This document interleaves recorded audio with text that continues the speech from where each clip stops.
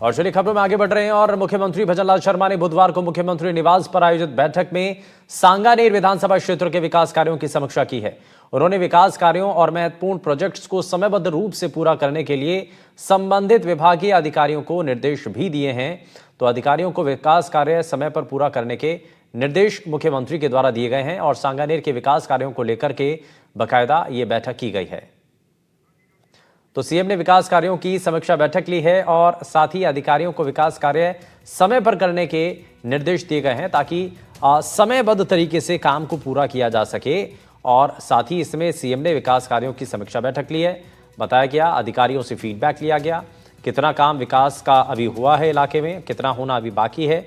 सांगानेर के दरअसल विकास कार्यों को लेकर के ही ये बैठक थी। वहीं सिरोही जिले के शिवगंज शहर से 7 किलोमीटर की दूरी पर जमीन विवाद को लेकर 2 दिन पहले हुए हत्याकांड का पुलिस ने खुलासा कर दिया है। पुलिस ने जोधपुर प्रॉपर्टी डीलर की निर्मम हत्या के 3 आरोपियों को बीती रात गिरफ्तार कर लिया और इन आरोपियों को पुलिस ने बुधवार को न्यायालय में पेश किया है, जहां से उन्हें 3 दिन की पुलिस अभिरक्षा में भेजा गया।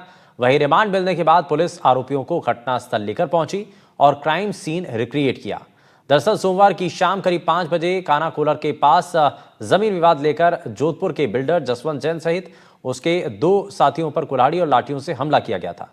इस हमले में जसवंत जैन की मौके पर ही मौत हो गई, जबकि उसके 2 साथियों को अस्पताल ले जाया गया।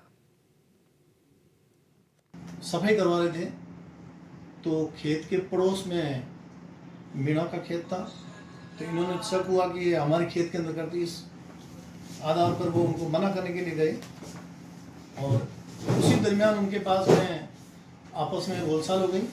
बोलचाल को लेकर तीनों भाई मीणा जो काना कोलर के रहने वाले हैं, एक का नाम है नैनाराम पुत्र लुम्बाराम मीणा, सोनलाल पुत्र नैनाराम लुम्बाराम मीणा और दलबाराम पुत्र लुम्बाराम मीणा, ये तीनों भाई आए और उनके पास में झगड़ा करने लगे। नैनाराम के पास में कुल्हाड़ी थी, तो कुल्हाड़ी से उन्होंने ताबड़तोड़ वार किए, जिससे जसवंत जैन के शरीर में 3 कुल्हाड़ी और 5 कुल्हाड़ी के वार पूरे शरीर में उसने किए, तो वो घायल होकर वहीं मौके पर उसकी डेथ हो गई। तथा मनाराम और उमाराम ने छोड़ाने की कोशिश की, उनके साथ भी उन्होंने कुल्हाड़ी से मारपीट की और फिर वो तीनों भाग गए वहां से। जयपुर समेत राजस्थान के कई शहरों में एक बार फिर से धमकी भरे मेल से हड़कंप मच गया है। भारत पाकिस्तान जंग के बाद राजस्थान के कई शहरों में धमकी भरे मेल का जैसे सिलसिला सा चल पड़ा। आए दिन आते बम हमलों के मेल से प्रशासन में हड़कंप तो है ही, साथ ही यह सवाल भी है कि क्या यह धमकी भरे मेल किसी बड़ी अंतर्राष्ट्रीय साजिश का हिस्सा तो नहीं है। यह रिपोर्ट आप देखिए।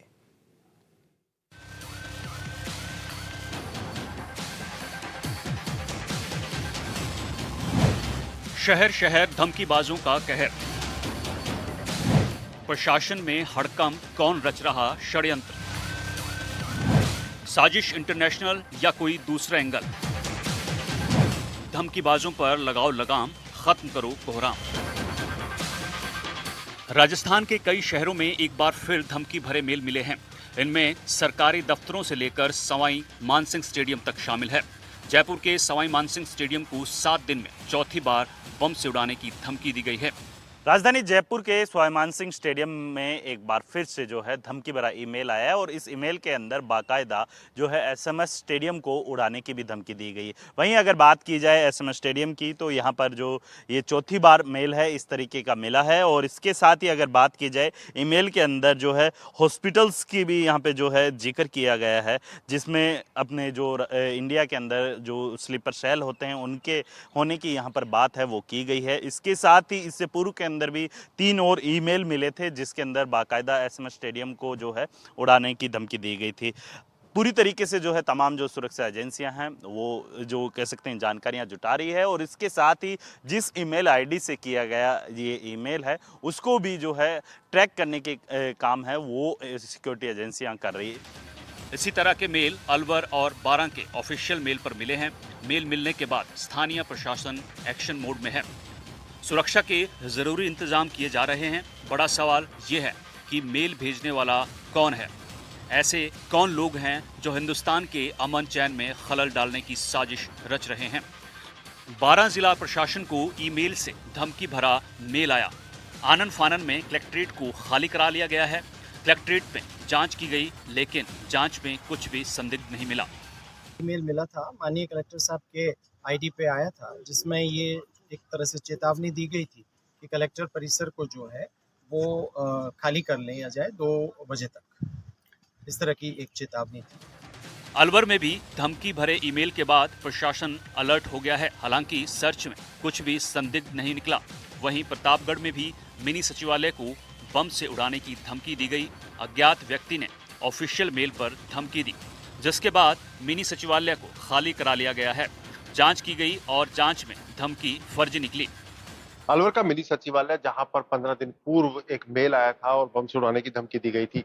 दोपहर का समय वक्त दिया गया था, लेकिन इस बार बात की जाए तो अभी पूरे मिनी सचिवालय को आज ओपन रखा गया है। लेकिन इसमें एक एहतियात के तौर पर पूरा सर्च ऑपरेशन चल रहा है और जो अधिकारी है वो कहीं ना कहीं अपनी इस बातों को लेकर के कहीं ना कहीं चुप्पी साधे हुए हैं। इस बात की किसी तरह की कोई जानकारी किसी को साझा नहीं की जा रही है। लेकिन जो पूरा सर्च यहाँ पर चल रहा है उससे कहीं ना कहीं इस बात को साफ किया जा सकता है कि कोई ना कोई ऐसी बात है जिसको लेकर के सारा विभाग सतर्क हुआ है और सतर्क होने के साथ ही इस पूरे मिनी सचिवालय में वो सर्च ऑपरेशन चलाया जा रहा है। मेटल डिटेक्टर लेकर के वो कर्मचारी तलाश कर रहे हैं कहीं कोई घटना ना हो, कोई बम की कोई सूचना हो। तो इस तरीके को लेकर के यहाँ पूरे क्षेत्र में अभी फिलहाल सर्च चल रहा है। भारत पाकिस्तान में जारी ताजा विवाद के थमने के बाद अब राजस्थान के सरहदी इलाकों में जिंदगी पटरी पर लौट रही है। तब ऐसे में धमकी भरे ईमेल के सिलसिलों से नई चुनौतियां पैदा हो गई हैं। सवाल यह है कि आखिर क्या ये धमकियां किसी पाकिस्तानी साजिशों का हिस्सा है या कुछ सिरफिरे देश के अंदर ही इस तरह की धमकी भरी साजिशों को अंजाम दे रहे हैं। Bureau report, NDTV, Rajasthan. वहीं राजधानी जयपुर में कांग्रेस नेता संदीप चौधरी के घर पर नेपाली गैंग ने लूट की वारदात को अंजाम दिया और गैंग ने संदीप चौधरी की मां और पत्नी को चाय में नशीला पदार्थ मिला करके लूट की घटना को अंजाम दिया और इस घटना के बाद से लोगों में डर है। अब सवाल यह कि इससे पहले भी ऐसी ही चोरी की घटनाएं हो चुकी हैं, तो क्यों नहीं सख्ती के साथ ऐसे मामलों पर कार्रवाई हो रही है। एक रिपोर्ट आप देखिए।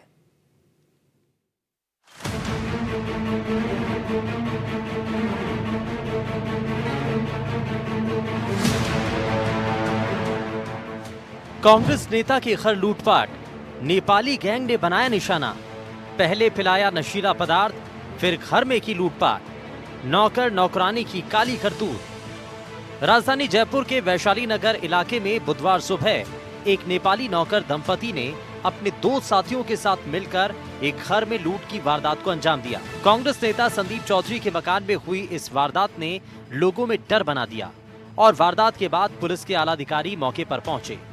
12 दिन एक एजेंसी के द्वारा नेपाली कपल जो थे उनको रखा गया था और ये काम करते थे, घर का खाना बनाना और सब साफ़ सफाई वगैरह करते थे। सुबह जैसा कि अभी सीसीटीवी में देखा गया है कि इन्होंने कुछ पानी में पिलाया, उसके बाद में वो बेहोश हुए और उसके बाद में उन्होंने लूट की वारदात करी, जिसमें वो 2 थे जो कपल थे और 2 अन्य साथी जो बाहर से अंदर घर में घुसते हुए वो देखे गए, जिन्होंने 4 लोगों ने इस वारदात को अंजाम दिया। एक सवाल, क्योंकि पुलिस लगातार अवेयरनेस भी फैलाती है कि आपके घर में कोई भी अगर किराएदार या फिर नौकर आप रखते हैं तो आप पुलिस वेरिफिकेशन करवाइए, तो क्या इनका पुलिस वेरिफिकेशन? इस चीज़ पे मैं ज़्यादा नहीं बता पाऊंगा क्योंकि ये चीज़ मामा बता पाएंगे कि उन्होंने रखा था, पर मैं इस चीज़ पे आपको सिर्फ इतना बता सकता हूँ कि एक एजेंसी द्वारा इसको रखा गया था। ऐसा नहीं है कि इनको बिना उसके करता।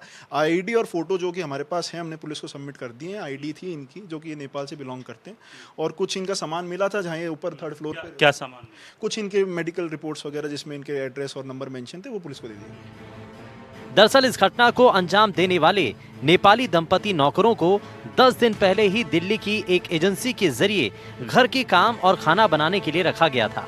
वहीं नौकरों का पुलिस वेरिफिकेशन भी पीड़ित परिवार की ओर से नहीं कराया गया था। अब उनको क्या मालूम था कि जिनको घर में रखा है वो उनके लिए बड़ी मुसीबत खड़ी कर सकते हैं। 10 दिन पहले ही एजेंसी के जरिए काम पर रखा गया था। घर का काम और खाना बनाने के लिए रखा था। नौकरों का पुलिस वेरिफिकेशन नहीं कराया गया था। नेपाली दंपति नौकरों ने चाय में नशीला पदार्थ मिलाया। कृष्णा और ममता के बेहोश होने पर लूट को अंजाम दिया। लाखों के जेवरात, नकदी, कीमती सामान लूट लिए। आरोपियों ने कृष्णा के पहने हुए गहने को भी लूट लिया, जिसमें कृष्णा के चेहरे पर भी काफी चोट आई। घर में लगे सीसीटीवी कैमरे में चारों आरोपी दिखाई देते हैं। वारदात को अंजाम देने के बाद मौके से फरार होते नजर आए। आईडी प्रूफ सब भेज दिया था, तो मैंने वो आईडी प्रूफ सर को भेज दिया था। और सर का ये है कि पुलिस वेरिफिकेशन सर को कराना पड़ेगा, क्योंकि मैं कराऊँ तो गलत भी हो सकता है ना, तो सर को तो कराना पड़ेगा ना पुलिस वेरिफिकेशन। तो सर तो हाँ मैंने बोल दिया, सर ने खुद ही बोला था मैं पुलिस वेरिफिकेशन कराऊंगा। मैंने कहा आपको करा लीजिए सर, ये तो कराना चाहिए, क्योंकि आजकल दुनिया में भी सुनता हूँ ना नेपाली लोगों ने ऐसे कर। मैं 28 साल से रह रहा हूँ जयपुर में, मेरा आज तक कोई एक भी रिकॉर्ड नहीं कि राजू ने ऐसा गलत काम किया करके। अब मैं तो क्या सोचता, मेरा जैसे कोई भी दूसरा भी होगा अगर मैं लगा दिया सीधा सा सबसे। अब अगले के मन की बात को तो मैं नहीं जानता ना कि अगला क्या करने वाला है। एक चोर थोड़ी सी कहेगा कि मैं चोर हूँ। अब ऐसा किया तो मैं खुद ही शर्मिंदा हूँ, मैं खुद परेशान हो रहा हूँ। और सुबह से आके यहाँ बैठा हूँ, साहब ने जैसे बोला है तेरा आदमी ने मैं ऐसे कांड कर दिया तो तुरंत आ जा। मैं तुरंत आया हूँ, सुबह आके मैं बैठा हूँ। फिलहाल आरोपियों के नेपाल भागने की संभावना को देखते हुए 2 टीमों को नेपाल बॉर्डर भी रवाना किया गया। राजधानी जयपुर में नेपाली नौकरों द्वारा लूट की ये पहली वारदात नहीं है, बल्कि इस साल पहले भी इस तरह की 3 से 4 घटनाएं राजधानी में हो चुकी हैं। सभी वारदातों में मकान मालिकों द्वारा नौकरों का पुलिस वेरिफिकेशन नहीं कराया गया था। फिलहाल पुलिस इस घटना को अंजाम देकर फरार हुए आरोपियों की तलाश में जुट चुकी है। एनडीटीवी राजस्थान के लिए जयपुर से वीरेंद्र सिंह शेखावत की रिपोर्ट। और सवाई माधोपुर के रणथंभौर नेशनल पार्क से निकलकर करीब कोतलपुरा गांव में घुसी बाघिन कनकटी को पकड़ने में वन विभाग को कामयाबी मिली है। बाघिन कनकटी अचानक गांव में घुस आई थी, जिससे ग्रामीणों में दहशत बन गई। हालांकि वन विभाग ने कड़ी मशक्कत के बाद बाघिन को पकड़कर फिर से नेशनल पार्क में छोड़ दिया। आपको बताएं कि वही बाघिन कनकटी है जो पिछले 1 महीने से इलाके में दहशत का सबब बनी है। बाघिन को तो पकड़ लिया गया, लेकिन कई लापरवाही एक बार फिर से उजागर हुई है। रिपोर्ट में आप देखिए।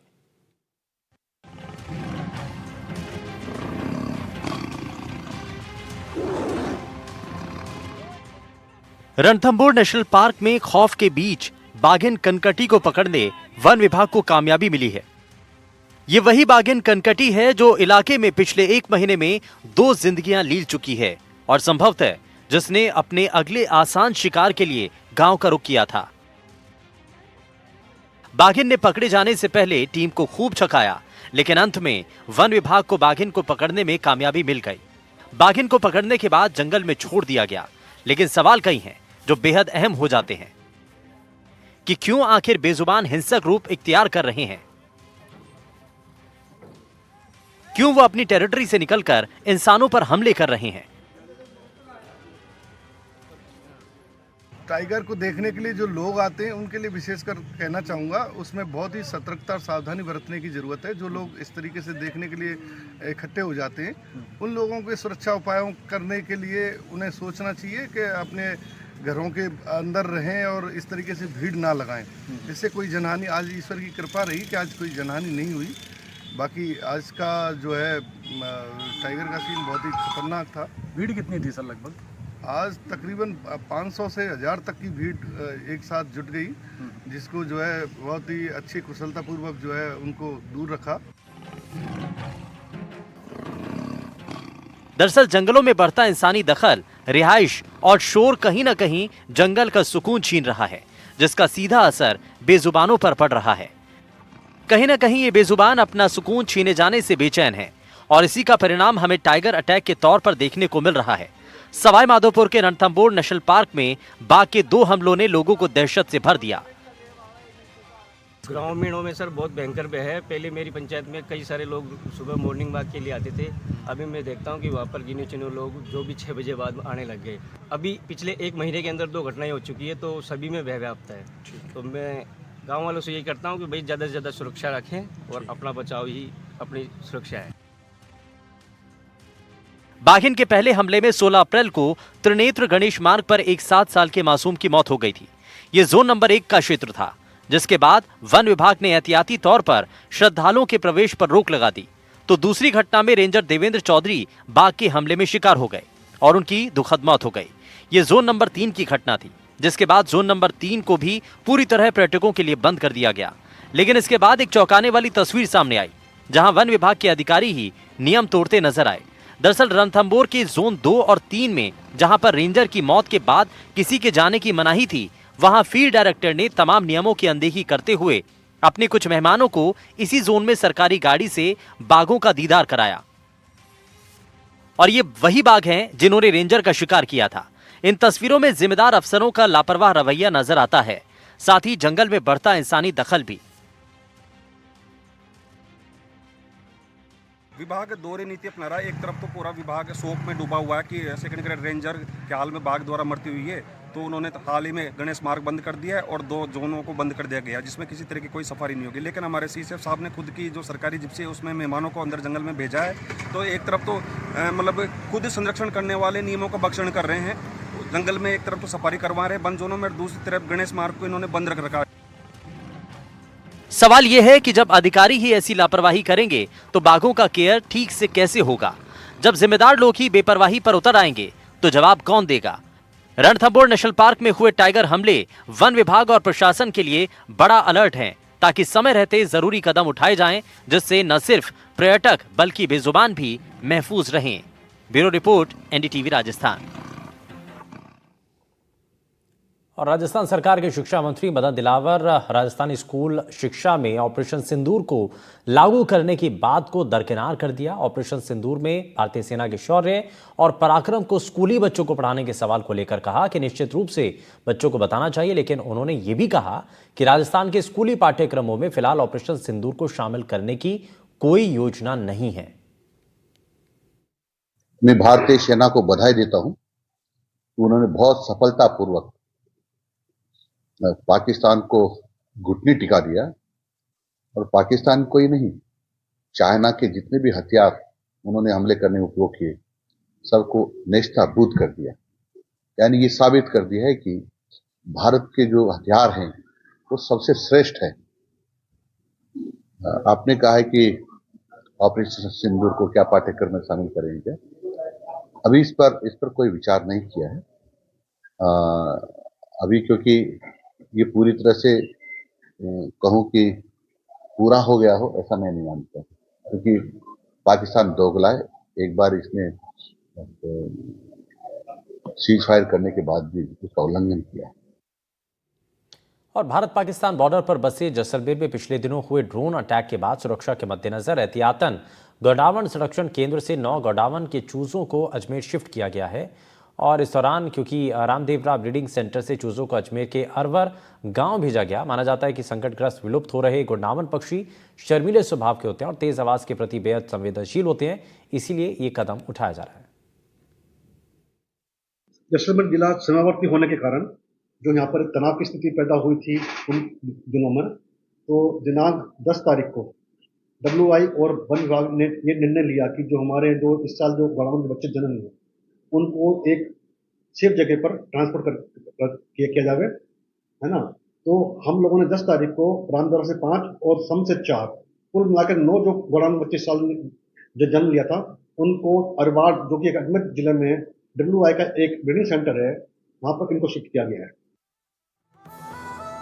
बुलेटिन में फिलहाल के लिए बस इतना ही, लेकिन तमाम बड़ी खबरों को जानने के लिए बने रहिए एनडीटीवी राजस्थान के साथ। नमस्कार।